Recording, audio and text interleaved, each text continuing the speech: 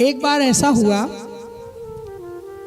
कि बाबा भिक्षा करते थे, बड़े ध्यान से सुनना। तो मधुकरी करते थे, मैंने आप लोगों को बताया मधुकरी की प्रक्रिया क्या होती है। तो एक घर जाकर के बोले माधव बाबा जय जगन्नाथ की मैया कछु खावे को हो तो दे दो। तो एक डोकरी आई चिल्लाती और एकदम विकराल रूप में, खावे को दे दूं तो वो दादा रख के गए हो खावे को दे दूं हैं, छोरा छोरे ने पाले कि बाबन ने पाले। तो वो चौका लगा रही थी, गेरू का चौका लगता था ना पहले, कच्चे चौके लगते थे, तो गेरू का चौका लगा रही थी, हाथ में उसके वो कपड़ा था चौके वाला, उसको ब्रज भाषा में तो पोता कहते हैं, है ना, पोतने वाले को पोता कहते हैं। तो पोता उसके हाथ में था और उसने फेंक करके माधव बाबा को फेंक करके मारा। जैसे फेंक करके मारा उनके मुंह पे आकर के लगा कि चलो हमारा भी चौका लग गया है आज मैया की कृपा से। वो पोता को लेके ठीक है मैया, अब तूने कई बार मुंह को रोटी खिलाई है, आज तूने पोते दे दी तो मैं यही को उपयोग कर लूंगा। गए बढ़िया समुद्र के पानी में उसको खूब धोया और धो करके और उसको सुखाया। अब वो कपड़ा तो वो तो झिनझिना हो जाता है, सूती कपड़ा फटा, और फिर उसको धो करके खूब अच्छे सुखाया और सुखा करके बहुत सुंदर सुंदर उसकी बाती बनाई। बत्ती होती ना, उससे उस कपड़े की सुंदर बत्ती बनाई और एक दिया रोज जगन्नाथ भगवान को जलाते उसकी बाती का। उसको भी व्यर्थ नहीं किया उन्होंने। संत वो होता है यदि कोई उसको अपमान भी करता है तो उस अपमान को भी ठाकुर जी का प्रसाद समझ करके ग्रहण कर ले।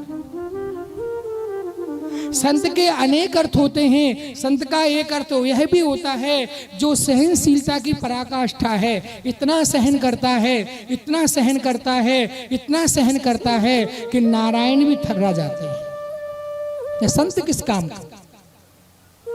जो सुने ना, जो गुने ना, उसको संत कहा ही नहीं जा सकता है। जो गुने और सुने, ये साधु की परिभाषा है। अच्छा जानते हो क्या चमत्कार हुआ?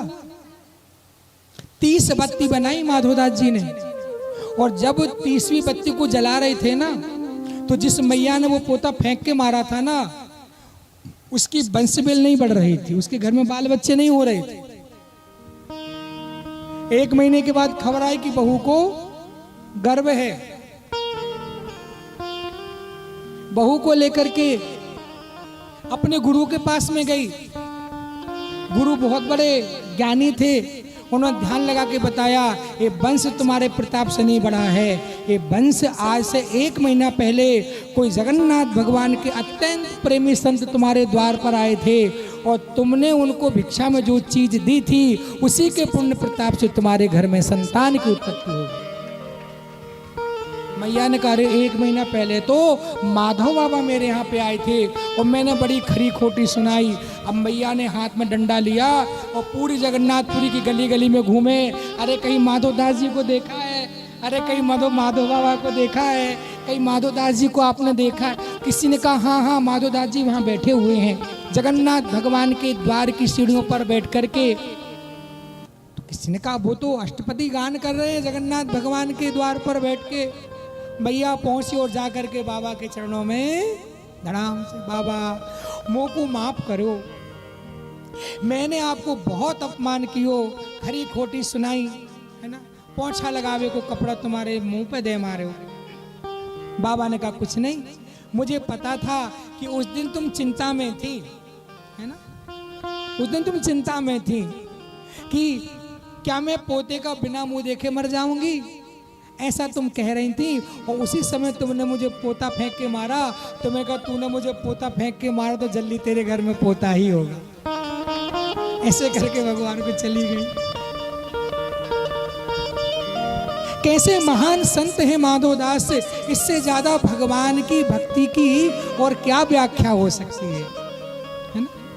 कोई कहे कि संत कैसे होते हैं, तो यदि आपको याद रह जाए तो माधवदास जी की इस कथा को सुना देना कि संत ऐसे होते हैं। यदि कोई पोंछा लगाने का कपड़ा भी उनके मुंह पे मार देता है तो उस पोंछे के कपड़े को धो करके सुखा करके भगवान की बत्ती बना करके दिया जला करके वो ऐसे होते हैं।